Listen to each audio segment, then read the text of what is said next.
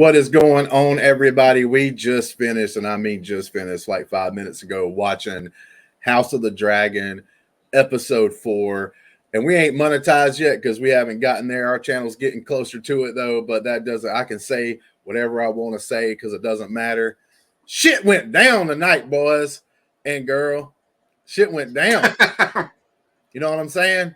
Like, people died, dragons fought, blood happened. Everything. We're going to talk about it right after this.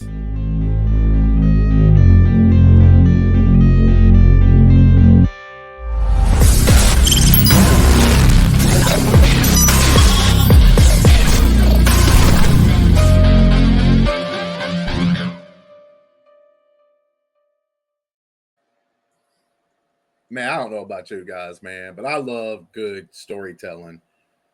That's why I love Sunday nights right now. Sunday nights, I'm able to sit down, and I think I even brought it up last week. I get to put that little blanket around me, you know, like by the fire, and just know that I'm taken care of, man. That I can just sit back, you know, in a onesie. I don't have to worry, don't have to care, and just do the thing, and just watch the show, and just know that I'm taken care of. That I'm not going to be played to be stupid, that I can just watch really super great writing. I mean, that's just everything in this show to me. You know, there's always going to be like a hiccup here and there. You're not going to be able to be perfect, but it just seems like it means something. I mean, I don't know if you guys feel that when you're watching the show. Like, even when like a character is talking at a table with another character, if you actually feel that it means a whole lot. Like, we'll just start with that, man. Y'all feel taken care of watching this show? Do you really like it? Like, I like it. I don't get on the onesie. Yeah. I don't necessarily get the story boner that you're getting, but like I definitely like it. the story what? The storyboard. Yeah, go with that. Oh, you said story boner. Okay. That's Yeah, I was like, what the hell? But nah, man, like I said, it's just like coming in here and watching a show that like respects your time and stuff like that. And you can sit there and listen to everything and really get something out of it if you pay attention, and all that kind of stuff. That's what I love about this show, man. It's not just the action. Like, to me, sometimes the way two characters react to each other is just as important as seeing some dragons whoop each other's ass like we was able to see in this episode. Oh, yeah. Seems like you guys agree. But yeah. I'm still stuck on you sitting by a fire in a onesie. Like, I'm just saying, man, you know what I'm saying? Like, in that comfortable, like cozy feeling, you know, like, oh man, I don't have to worry. I don't have to like worry about trying to in a onesie fix plot holes and shit. You know what I'm saying? Like, because we know we get taken care of here. But this episode started, we got some more Damon, man, walking around in the haunted castle, and I think they do a great job of this castle. I don't know about you guys, but I'm kind of digging the fact that when we're with Damon, is it real? Is it not? Is he dreaming? Yeah. Like, I kind of like that, man, because they kind of make that castle feel like it's supposed to feel. I gave a little bit of the spiel last week. I'll do just a couple of sentences here, but Harrenhal, like the lady told us a little bit later in the show, it's supposed to be like haunted. It was because they chopped down a bunch of rare woods that was around the area, which are supposed to be sacred trees, and they made a lot of the things in the castle with that. So it's supposed to have been haunted from the very beginning. And then, like, the person that put it together, his ass got burnt up when Aegon the Conqueror came in and took over shit, because he was like, oh man, you ain't gonna take my castle. And he was like, you're gonna melt and burn in that castle. And he did. He melt and burnt in that castle. So it's supposed to be cursed and all that stuff, man. You know, what do y'all think about the Damon part of the story right now, and about this castle, this Harrenhal? Chat, Greg. I think Damon is fighting demons. You know, he's dealing with a bunch of things that are going on. His definitely has some things going that he needs to sort out in his own mind. He's going through it through this episode, whether it's because of the castle itself, you know, manifesting, or just his own deep conscience dealing with stuff. It shows his plight of what he's tortured right now, and he has to get together. Otherwise, shit is not going to be good for his side.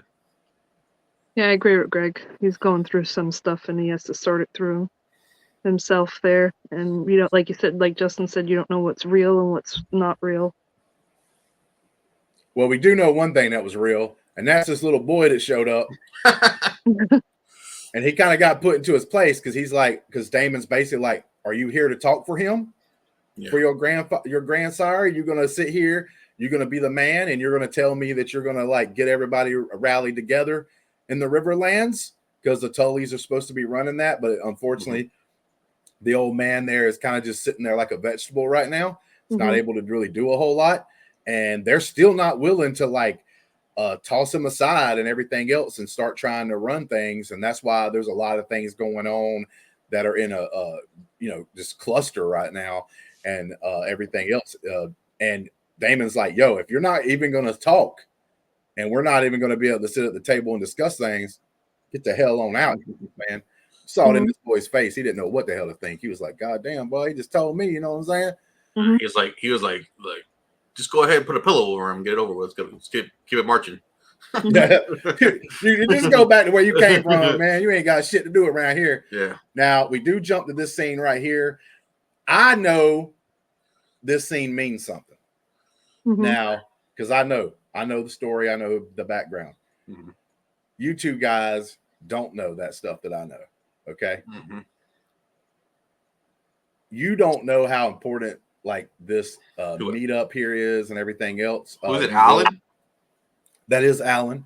You got Alan and Adam, the two guys that were like, I think in the last episode you saw them have like a little meeting together and stuff like that. This is the guy that saved the sea snake from like drowning and everything else. So like she's coming to talk to this guy and basically tell him how much she appreciates it and everything else. She makes a comment saying that his mother. Yeah, your mother. You must have had a beautiful mother. So I have a feeling that she knows the mother for somehow. Yeah, possibly. I'm not gonna tell y'all. Oh damn it! There's a. I mean, I'll tell you after this. I don't really want to do a lot of spoilers in this recording right here because it's a right after reaction. I'm going to save more of that for when I do my own personal review of the episode. But in Discord in a little bit, if you really want to know, I'll tell you. But this scene had a little bit more importance. This scene had a little bit more importance. Hey, and if you want to know details, you can jump in there, join that Patreon for as little as $1. Get in that Discord, baby. You know what I'm saying? But yeah.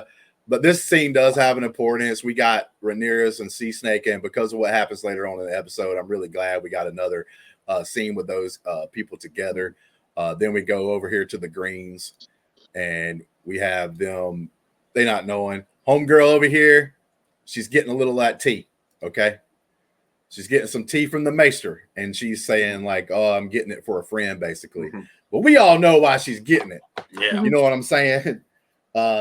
Cole can't be having his cake and then and eating it too. Like there's consequences, especially in this kind of world where there's not, there wasn't no latex. Yeah, there wasn't no latex. There was no factories out there, rubber factories out there getting things done. So like there's consequences in doing what they've been doing.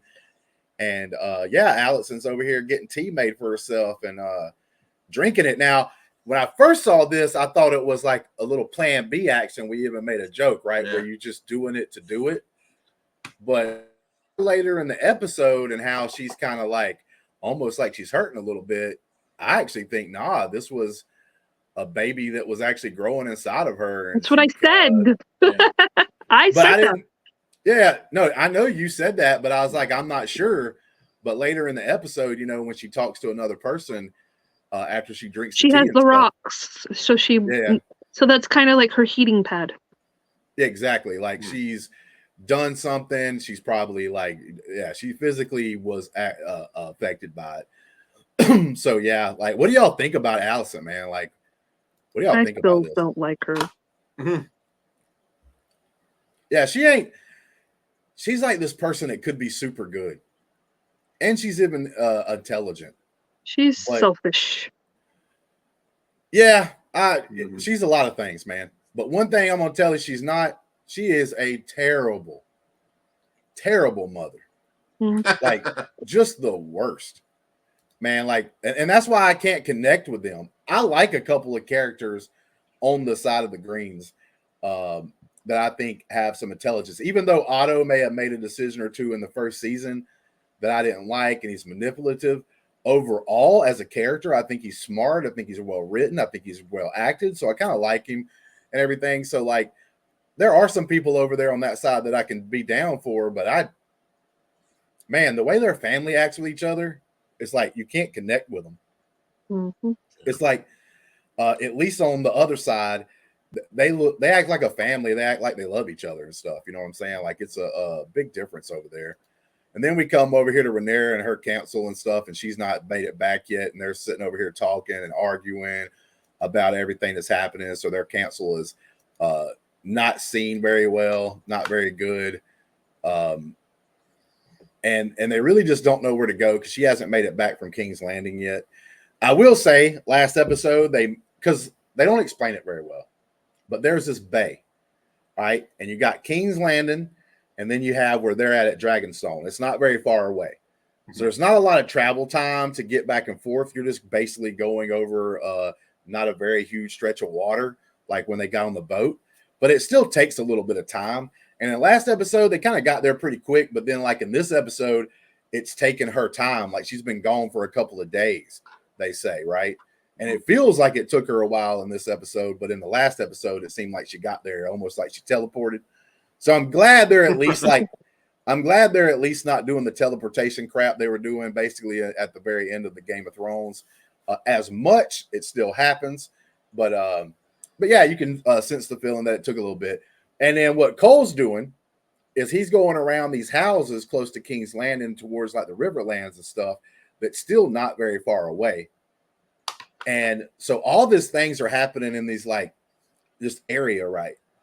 And all pretty close together. Mm-hmm. So it doesn't take them very long, especially with dragons and stuff to get there. You know, later on in this episode, that's how come the dragons can get there as quick as it did, because they, especially flying, you can get there really fast. But like by horseback or walking, it takes you a little more. But as you saw, like in the episode, after we saw these arguing, we see some of Cole's plans, right? And he's going out here getting these smaller houses to join up so he can get a bigger army. He's like sitting over here talking about this piece of shit, man. You know what? Before I go any further, I'm going to let each and every one of you, because I've said a couple of things about him already. Tell me why you think this guy's a piece of shit. Okay, let's just get down to it. No, because he was going behind the king's back and making a plan with his brother. That's one. Mm-hmm. He done broke his oath 2 or 3 times. Fornicating with the queen. The biggest reason why this guy's a piece of shit. Thinking he's the shit. Yeah. No, the reason why he's a piece of shit though is because he walks around and like doing this is a scene to me. It reminds me of the very first episode of Game of Thrones. And Ned Stark's got the guy. Don't even know. No. Ned Stark's got the guy who like ran from the wall. And that's punishable by death. And Ned Stark's teaching his kids some lessons. He's like, whenever you pass the judgment, you have to give out the justice. And he pulls out the big ass sword and he just cuts that guy's head off. That was all done in honor. That was all done for justice and the way the laws were made for that point in time. Mm-hmm. Well, this piece of shit, he's pulling out the sword trying to do a Ned Stark here and like puts that guy's head down and cuts the head. Look, the guy who's getting his head cut off, he's a righteous man. He should be putting the sword to like Christian Cole. And that's why people do not like Christian Cole. That's why he's a piece of crap, because it just shits on honor, because you know how much what is it, like opposite of honor, like this betrayal this guy has, and dishonor and everything else like this guy, but he walks around like he's the most honor bound person in the realm, and he's not, because he does all these things. So it just makes you sick. I mean, he's not worthy of the white coat. Yeah, and I'm going to tell you right now too, like this guy right here, he's a badass. He gives up his head. Mm-hmm. But there is some piece of shits out here, wherever these guys are. I just wanted to kind of show. But there's these piece of shits out there. Yeah, right here. These guys. Every last one of them. Pussies. Every last one of them. Yeah, all these people with only 3 of them going out. You know what? We'll go with Brandi saying, I won't call them the JJs. They are ball sacks. Ball sack. Weak men. Weak men. Look at every one of them kneeling as soon as the dude's head hit the damn pavement. That guy on the far left was kneeling before the head even got cut. I mean, come on, man. That's some bullshit, dude. They can. Oh, I hope that this whole house just gets burnt alive. They probably did, and further on in the episode. But like, they're a bunch of wussies, man. Like, what the hell are you doing? Then we come back to Aegon and Aemon and everything else, and Aemon really shows him up in this. You know what I'm saying? He's talking about the plans, everything else, and you know, he's like, "What the hell's going on? Y'all doing this behind my back?" And Aemon's actually telling him the plan, the secret, which he doesn't tell, which I thought was a pretty cool surprise they set up, that Aemon's not actually part of the fight. But it turns out Aemon's going to be part of the fight. We just don't know it yet. Yeah. But this scene with these 2 brothers are just super good. Great actors. They're both doing their thing. Whatever you like about their characters or dislike about their characters aside, they're doing their thing. Aemon's pissed at Aegon because, I'm glad I got their names right, he humiliated him in front of hell yeah. his other ones. So last episode they was laughing at him. He's still mad about that. So he's not happy with his brother and everything else. And his brother's not happy. He's going behind his back, making it seem like he's unimportant and nobody needs to pay attention. Well, to everybody him. made fun of Aemon when he was little. Like, they all picked on him. They all bullied him. Now it's his turn to get everybody back. I love this scene. One eye now. I love this. I love this entire scene. Even the Kingsguard looking stupid at one moment, like trying to pull his collar away and everything, because he's a goddamn idiot. Half the Kingsguard right now are shitty and everything else, which I so hope we get Robert's Rebellion, because the Kingsguard back at that point in time had garnered a lot more reputation and everything. And they are all like true knights and shit. It'd be cool to see a real Kingsguard. But this scene right here to me is like, the whole scene was good, but this particular part when Aemon starts talking Valyrian, and then his brother, you can tell, doesn't know as much, so he says like a simple sentence, but Aemon's just talking like it's like first language and everything else. It's just like really to put his brother to shame. And I just thought this scene was really truthful, powerful, and sets up what happens in the episode later on. Yeah, it definitely does. It shows that, you know, he's kind of getting, even though he's the king, he has no real like say so or power going on, and like you get that sense that, and you see what happens later, is like he feel like the need to prove himself. Yeah, totally agree. I stop right here because it was either 1 or 2 episodes ago, we had Daemon, who's now Harrenhal, when he was back on the council, you know, and the blood and cheese thing happened. And they were all sitting at their council over there, and everybody's talking about, well, who could have did it? They're saying you did it, Rhaenyra, and everybody's like looking around, and it just pans through the table, and you see Daemon sitting there, and then people start looking at him. You know what I'm saying? And Daemon's just kind of sitting there with a half-cocked smile on his face. Like, that is so good. So good. And at this instance right here where they're having the back and forth, I love this shot where it shows the other members of the council, and they all kind of just like slowly move their eyes to the king, because they don't know what's going to happen. Is the king going to jump on his brother, you know, to do something to him, or what's going to happen here? But they don't know what's being said either. Yeah, they don't know what's being said, but man, when they cock their eyes and they just all look at the king like, what the hell's going to happen? Just a great moment, man. And it's so simple. It's not extravagant. It's just so simple and makes the whole scene kind of like come together. You know, and the looks in their eyes, the facial expressions and stuff, man. It's like, it's literally like you're watching the history, like real life history of like another world or a planet. You know what I'm saying? It's like just crazy, like how much better like a show like this does. And here's where I was talking about where Queen Alicent, or used to be Queen Alicent, is got the rocks like you talked about, like a heating pad. And it looks like she's got physical, like something physically happened to her, you know, like she had a stillbirth or something, like behind the scenes off camera, because of her taking the tea. and everything else, and she's having issues. And old Larius walks in here with his little snake ass, the rat man. Oh, feet boy. Yeah, old feet boy over here. You know what? I thought for a second we might get a inquisition about the feet. That's what I thought too. I thought that he was going to say, "Can I see your feet?" Yeah. Hey, I know all these secrets. I know that T's over there for a reason. Listen. When Christian Cole walked by me, I smelt the aroma of something, of a certain body part. I will not say.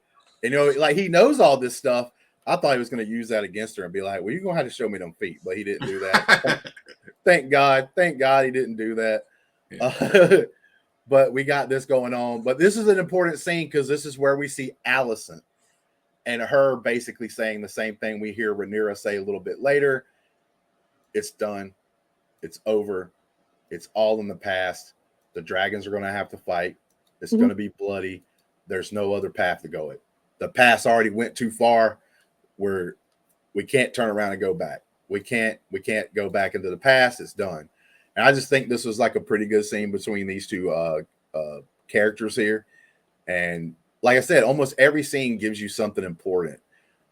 She's got her own plight going on. I think a lot of characters are like kind of dealing with something, and she's kind of dealing with not only the the whole Plan C, but also the did her dad really want her son to be heir? No, he didn't. No, oh no, and she knows it. Now. She knows it. Like I think this is something that because the book doesn't tell you this. They don't have that discussion because of, like I said before, because of the way it's written. You just know some of the bigger moments. That's never discussed. The show is doing this way better than the book on that particular instance. Because to me, her character adds more depth to her character that she knows it. Mm-hmm. She knows she's wrong. She knows she screwed up. Now, it was on accident. She didn't do it by evil will or bad intention. She didn't know, like, what she just, she didn't know that secret. Like, so it really isn't on her. And when you go back to that episode in the first season, the King Viserys is thinking he's talking to his daughter still. Mm-hmm. He kind of passes out, wakes back up, and thinks because even in the lead up to this episode, when it shows like what happened before the show actually starts tonight, it actually goes back and shows you Rhaenyra talking to her dad. Mm-hmm. And so her dad thinks that she's the one still in the room, and he's talking to her about the Song of Ice and the Ice and Fire again. The Song of Ice and Fire again. The remix? That was the remix. Yeah, that was the remix I was talking about, man. But yeah, I thought that was done really well and set up really good. We get here to Daemon. He's back at Old Harrenhal, the haunted castle, and then he busts into Miss Rivers over here. If I don't get it wrong, I think her name is Alice Rivers. Yeah, it is. And she is this mysterious figure even in the books. We don't know a lot about what she'll do in this story. She's just kind of mentioned. It is a thing. Yeah, it is a thing about her. She could be one of the red, like from the original Game of Thrones. We had the Red Queen. That's what they were calling her, or Red Witch, whatever. And she could be one of these same kind of people. But she is pretty mysterious. She had a funny line. And I like how, I like how Game of Thrones even did it pretty good, and House of Dragons doing it pretty good. Like these moments of like, there's a bunch of tension, bunch of drama, and then they do something that still fits the character that ends up being funny. And it's like when she's like, he says, "What are you?" And she's like, "I'm a barn." Yeah, she says barn owl. I'm a barn owl trapped in a human body or something like that. I thought that was pretty funny. She almost out Daemon as Daemon because Daemon has a way of like having these, like you said, during the moment of tension, having these levity kind of funny times like that he does. And so it was interesting that she was able to catch him off guard and have that moment with him. I am gonna say, I don't know if y'all hear it, but like when she talks, I do think the accent she's trying to do is a little off. But besides that, I think the actress so far with what she's given is doing a good job. But yeah, I don't know. It's like something about her accent or the way she talks that almost doesn't fit. Not to me. But yeah, But no, I mean, she's doing good. It's not like to bash on her or nothing. But she makes this secret brew over here. Yeah. And gives it to old Damon. Damon drinks it. And now he wakes up. He's by the he wakes up at the table already, bro. He's like, it's the middle of a meeting. Middle of a meeting. And he's like, who are you? Bro, he's like, I don't. So that's the Blackwoods, man. So we get one of the older Blackwoods coming in here talking about how they ready to fight, bro. They don't give a damn. And Damon's talking to him about that because he wanted some people that might actually willing to be like on the battlefield and fight, to be by his side to try to keep Harrenhal, because he knows that when Cole and them gets enough power, they're going to be trying to come after him. So he's trying to build his strength up and everything else. Cole and them's in a stronger position right now, so he's having to do the catch up and everything else. Which I still don't understand when there was only 3 guys that went out there. How did they get all these people? How aren't they? I don't get it. I'm sorry. No. Were you talking about Christian Cole? Yes. Now, Christian Cole went out with an army, if you remember.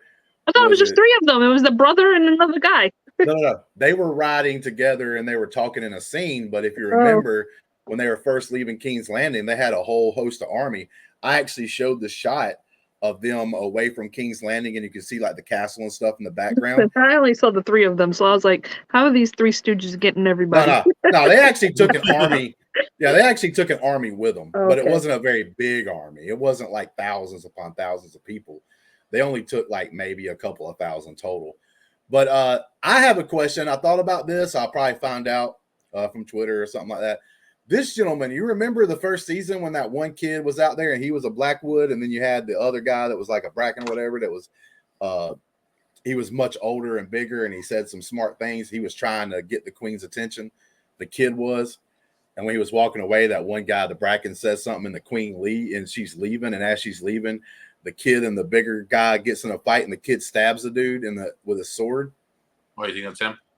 I was wondering if this is that kid, because he actually says he tried to win Rhaenyra's hand. Yeah. And that would make sense, like that he's this kid that actually took out an older guy in season 1, because that was another funny moment in season 1 when this kid just outright murks a guy right in the middle of the castle, just kills a guy, and he's probably like supposed to be like 10 or 12, but that was like a good while ago. So like now he's older and stuff, and I think that's pretty cool, especially if that's him. You'll have to go back and watch it now. Yeah.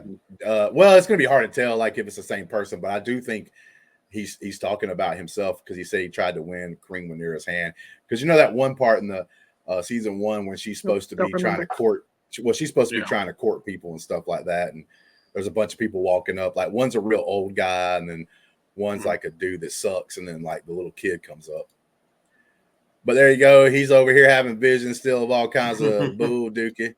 We go back to there. Then I think this is a pretty good scene between mama and son. Well, not good as far as being a good family, just good because the actors are doing well and portraying what they're supposed to portray. Because Allison looking for the books. But yeah, Allison is not innocent. Like I said, I have a feeling like in a different time period, she'd be like a really good person, because she wouldn't have the need to do all these things she's in the middle of. But when she's in the middle of all this crap, she just keeps making like bad decisions and stuff to feel guilty about, because this conversation to me is what drives, Aemon to like, or Aegon to like go, Aegon to go get on his dragon and go to battle that we see later in the episode. But yeah, this was a very forceful conversation. I think if she would have went a different route, he doesn't go and do what he ends up doing. It's definitely the final straw, right? Like, he already got like he's already getting plotted on. Things are doing like people are doing shit behind his back and stuff. And now she says like basically like just let everybody carry you, like just do nothing. Yeah, just stand there, let everybody. You could have made that sound a lot better. You could have said sort of the same thing without saying the same thing. And that's just the problem, man. It's like how she chooses to say things. She could have got her point across a little bit better. But Homdude, man, he ain't feeling that shit, bro. He's like, hell no. Then we go up to this is when you knew shit was going to go down. We got people coming out the castle. They seeing people on the other side, but then we go back to Rhaenyra. She shows back up after being gone for a while. They have another discussion, but since she's back, she tells them basically, I had to do whatever I could to stop this war. Now I know it can't be done. It's time to take action, man. And she's deciding what to do. Her son's trying to step up and go to the battle. She's like, nah, you're the heir. I'm the queen. She's kind of wanting to go do it to stand up for her own people that may be supporting her. But like, it's not a smart move because if she dies, it all may go to hell. Mm-hmm. And then we have Rhaenyra right there, lady on the left. Look at that look on her husband's face. Like, what? What in tarnation? What on tarnation? You done did over here, woman, because you just volunteered to go to battle over here. But yeah, Rhaenyra steps up and says, "Send me. I got the biggest dragon on our side. Yeah. Let's go take some shit out." And Corlys is like, "Bruh, I don't know if I like that. Can't tell by the look on his face." And huge decision, big decision. Big decision. This ends up being. Mm-hmm. Not totally agree. Here's her son right here saying, "If you die, all is lost." Yeah. But all these scenes and stuff, like I said before, are just so good, and they all mean something.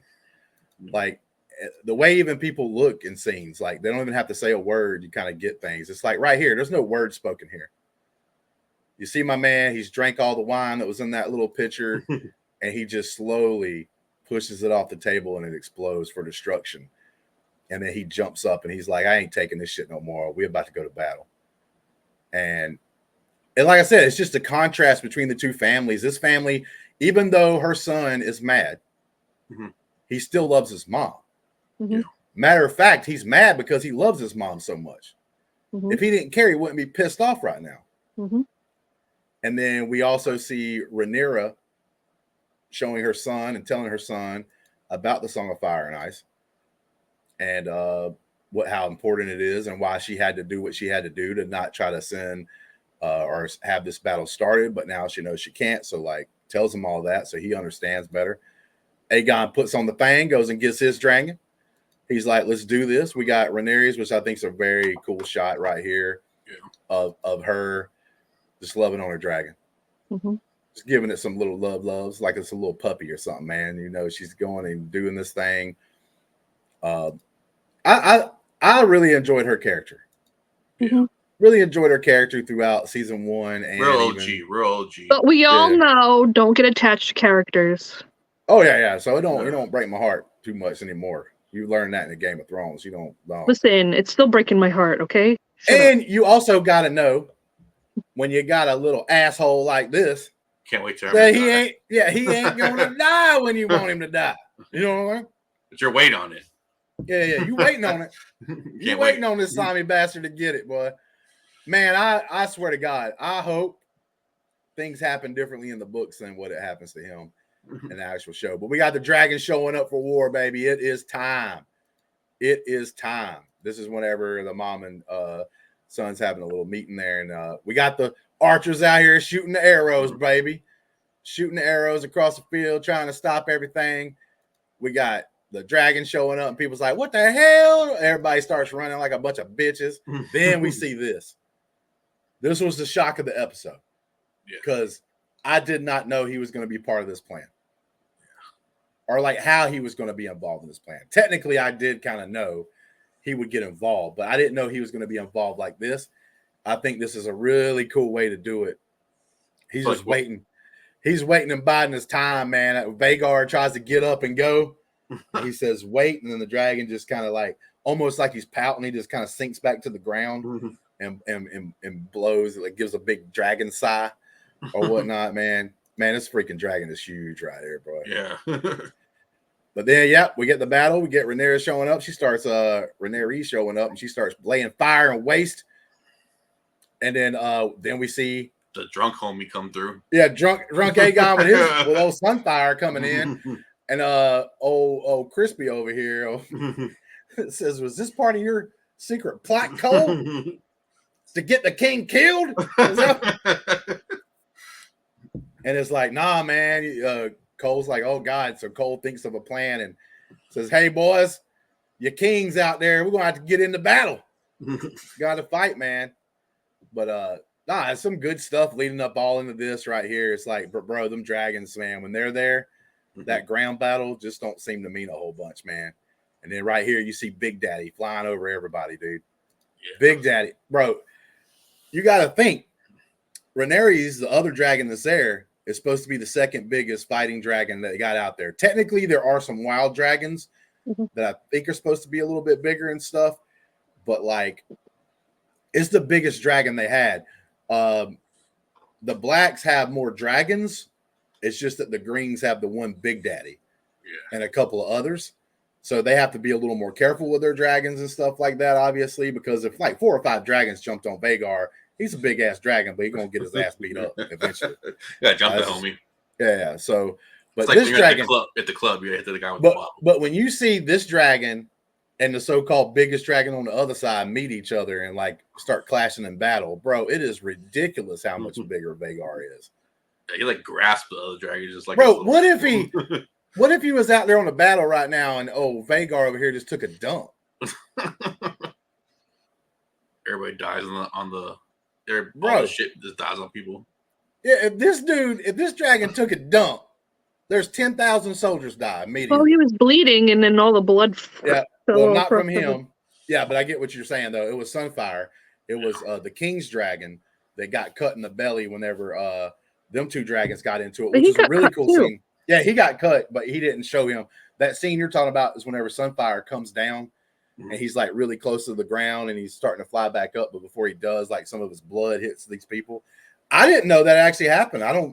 I can't recall or remember like seeing that, but yeah, the blood was just like acid, man. It was like tearing people's ass up, bro. It was gross. But yeah, people over here on the ground is like, oh shit, bro, the dragons are here. Then you got Rhaenyra. She sees the dragon and everything else. He's coming in. There we go, man. She took it back, man. She was like, I thought she was gonna run for it, but now she's like, let me get some of this. Nah, man, and it's like really cool that her character's like that. She knows. You know she knows. It's like, man, unless we get lucky. But I will say this. There's a moment, like, well, we kind of skipped over the one thing I do need to bring up before we jump into this too much is Barbecue King. Yeah, well, we got Aemon comes out with the big daddy dragon. We got the 2 smaller dragons still going at it. Rhaenyra is winning and all this stuff. And then you see like Aegon, the king, look over and it's like, oh, thank God, because he sees his brother in his dragon and then his face changes. Yeah. Because my man Aemon just said burn them all down. And he just it's like, oh no, I only have one eye. You can't aim right. Oh no. Yeah, whatever that was. Bro, he just sets them both to flame. Pretty much like Mayhav, we don't see 100% what's up with the king. But the king and his dragon goes down into a big ball of fire, and we don't know. The dragon looks like it's still moving a little bit whenever at the very end of this episode when Christian Cole gets there. So we really don't know about But Aemon had his sword out, and I think he was going to kill his brother if he was still alive. That's actually a good point because he did have a sword. But he was, whenever Cole came up, it looked like he was about to sheave it. But was he sheaving it because Cole came up? I don't know. I think it was because Cole came up. I think he was. What happens if he's like once if he's like Anakin, then we get the next episode is like it's his Darth Vader suit. You talking about the burn up king? Yeah. Yeah, they're gonna have to invent something. But yeah, that happens. Really interesting. The king goes down. The king goes down, and then we have this battle between these 2 dragons. Now the smaller one's faster. Yeah. Vagar's too big. Like his ass is slow as hell, but when he gets a hold of you, he's got you kind of thing. Well, this dragon's doing some damage. Vagar goes down. It was almost like I was watching like a boxing match. I was like, Vagar goes down. Vagar's down. Vagar's down. You know what I'm saying? And Rhaenyra thinks like, oh God, we might have pulled off the greatest upset of all time. A Buster Douglas versus Mike Tyson kind of thing. But as she's flying, she's coming back for another pass because the battle technically ain't over. This is them still fighting. That's old Christian Cole. Did y'all even think for a second he was dead right there? I wish. Nah, you got I would not want him to die like that anyway, man. Yeah. You know what I'm saying? I want it to be a horrible death. But this is where actually Vagar comes down. He comes crashing down. He gets tore open a little bit. He comes crashing down on top of these people. Like he don't give a shit. He's just smashing everybody that comes in there. I think it's all of his buddies. And then we have Rhaenyra's almost with a victory lap. You know what I'm saying? She's a little haggard there and everything else, but then No, was that when Big she Daddy buckled herself comes in? yeah, She buckled herself in. She knew what was big coming. ass hit himself behind the castle and waited for the right moment and got that slap dragon. that sleeper hold on. I Yeah, don't know bro. how he hid behind that castle. His dragon's too big. But he got his ass like in the neck breaker right there, boys. You know what I'm saying? Yeah. That was a shake, rattle, and roll. You know what I'm saying? The RKO out of nowhere. That was it. It was it. When he had that neck, man, it was done. There ain't nothing you could do about it. And it, Like that little dragon was working the body for a while. It was like working the body. He was wearing him out, wore him out. Yeah. You know, had him knocked to the ground for a little bit. But now Big Daddy got up and hit him with that big right hand. But like, this is a cool moment right here where Rhaenyra's and her dragon looks back at her and just looks at her, man. It's like kind of sad because it's like, I'm sorry. They're connected. Yeah, it's like, I'm sorry. And then there you go. She just goes down with the heat. Right here, we all thought it was done. Mm-hmm. It's like, this episode ain't doing it to us, man. Nah, like I said, this ain't the Acolyte, baby. They're going to show us a little more. Christian Cole's old sorry ass getting up out of I here. wish they hadn't, because I would have liked him and been down. But yeah, he comes up. He's like walking around. There's pretty cool scenes of the battlefield here. Like that's top notch, man. The guy that was charred, that he was like, hey. I don't have to see. They do such a good job though with like showing these things. I don't have to see every swing, every blow to know this is devastating, man. Yeah. Just the mangled bodies everywhere. Cole comes up to a horse and walks by. I don't know why, bro. He could have just rode over to the tree line, but he decided to walk. He comes over there. And maybe he was afraid that the thing would just dust like the guy. He sees the dragon. He doesn't see the king yet. He walks up, comes up behind Aemon over here. Aemon's got the dagger. That dagger means a lot because remember it's got the saying. Mm-hmm. It's got the actual secrets to the Song of Ice and Fire on the actual. This is that special dagger. Aemon's got it. He's looking at it. It symbolizes if you're the king, because all the kings has been having this dagger for a long period of time. Cole's like, what happened to the king? And he points over there. We don't know 100%. Don't know 100%. There's Aemon kind of looking back off the distance. Christian Cole and hit his knees like a little punk, looking over there at the king. And that's where it ends, man. That's where it ends. Thought the episode was just great. I don't think if I would change anything about this particular episode at all, period. Just thought it was some good stuff all around. I thought the speaking, the character interactions, and even the battle scene that we got in this called Rook's Rest was very good, very well done, man. Very fun to watch, man. I give this episode a solid like 9, maybe even a 9.5 out of 10. What did you guys think about the episode as a whole, and bring up any of the things that you think that we may have skipped? I just like the dragon fight was probably the highlight for me. Seeing them go at it. The death was hard. Because I've been rooting for Homegirl for a while, so that was tough to deal with. But yeah, it was a good episode. Good episode. I mean, like, give it a B plus, like a 8. Boy, shit, you trying to get us canceled over here, Greg? What the hell, bro? What kind of show you watching that's better than that right now? What you watching, Greg? Can't tell you. Okay. Tell you. Brandi, what was your overall thoughts? I like the episode. I hate that the person died that I didn't want to die, and the one that stayed alive is alive. Yeah, I wish he would die. Justin Cole. Everybody knows how much I don't like him at all. And we know that motherfucker's gonna live for a while. But I liked it. I liked the episode. I'm glad that we got a fight. Because you like the fighting, Justin. So I like the fighting and stuff, man. But that's what I said about this show. There was an even amount of fighting and storytelling and all that stuff, and I still don't like Allison either. So. I do like the fighting and everything, but I'm not one like this last episode. I knew there would be some people complain because there wasn't a lot of action in that episode, and to me, that's where they go wrong. And that's where Game of Thrones started messing up, as they were going from big point to big point to big point, no time really in between, no character set up. They stopped doing all that and got too lazy, it seemed like. And I don't want this show to be like that. I'd rather have these character moments and seeing things I like to justify as a certain person doing certain things and all that, and not just rushing to get to like a big event or even a battle or whatnot, just to do it. I think it's better when you have 3 or 4 episodes at least to set up the next battle. Like, I do not want another battle scene or a big battle scene to happen in the next episode. I think there needs to be set up. Or this is what happened at Rook's Rest. What do we need to do? Damon's over here doing this. What is he doing? What are we doing over in King's Landing now? Because now the king's either dead, or if he's alive, he's barely alive. One of the two things is happening.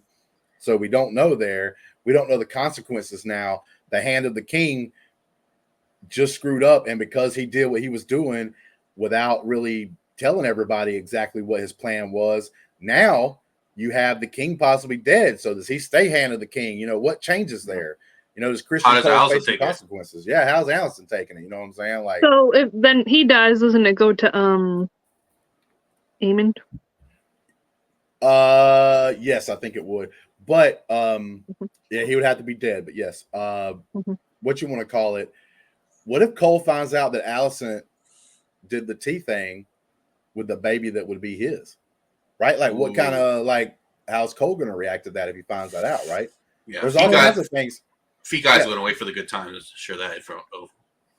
Yeah, but so like, yeah, but those kind of character interactions, like, I respect and I love, and I just love watching this show because of those kind of things. All right, anything else? Or are we out of here for today? No, big guy, that's it. That's it. Brandi, that's it. That's it. That's Christian it. Cole needs to die. All right. Well, you know, Brandi will be watching the show until Christian Cole dies. She may give up on the show after he's dead. Targaryen. All right. Well, that being said, guys, we out of here, man. And thank you. Please like and subscribe to the channel. Make your comments, what you thought about the episode below. Give us a It's about a 7.5 for me, by the way. 7.5. That's what I'm talking about right there. Squoze that in right before I hit the button. Till next time. Peace. Okay.